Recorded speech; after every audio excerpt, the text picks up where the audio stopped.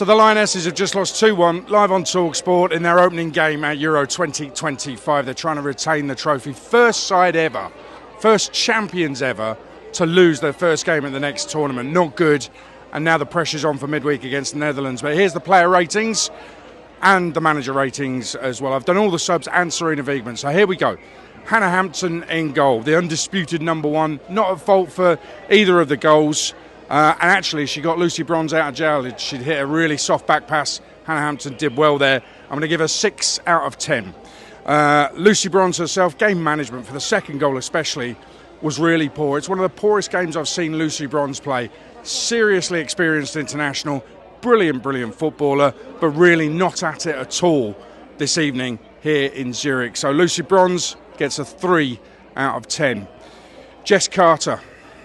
Once Cascarino realised that Jess Carter was no match for her, she absolutely tore her to pieces. It's a 2 out of 10 for Jess Carter.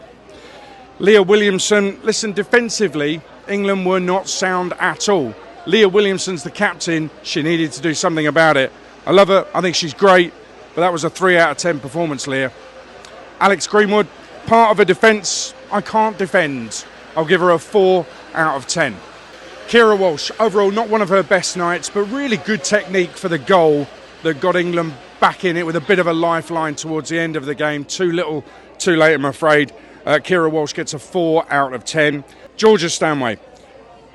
Awful night for Georgia Stanway. She's normally so much better than that. Listen, there's a little caveat. She's just come back from injury, and maybe we're expecting too much from Georgia. She'll be disappointed with the performance. I'm giving her a 2 out of 10. Lauren James scared the life out of France early on in the game, faded a little bit.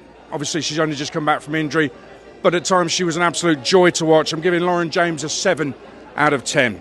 Lauren Hemp, England legend, of course, but way below her usual standards. Lauren Hemp gets a 3 out of 10.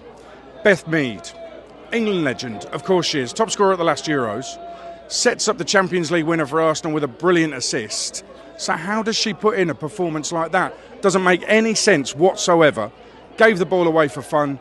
Beth Mead, 2 out of 10, and she was taken off. Allessia Russo worked so hard with very little service.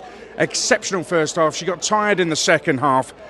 Other than the dodgy VAR decision that ruled out her goal, didn't really look like scoring either. I'm going to give Allessia Russo a 7 out of 10. She worked so hard. The subs, Ella Toone would have wanted more impact off the bench. She'd have wanted to start as well. 4 out of 10. Chloe Kelly, another legend who didn't really do enough off the bench. 4 out of 10.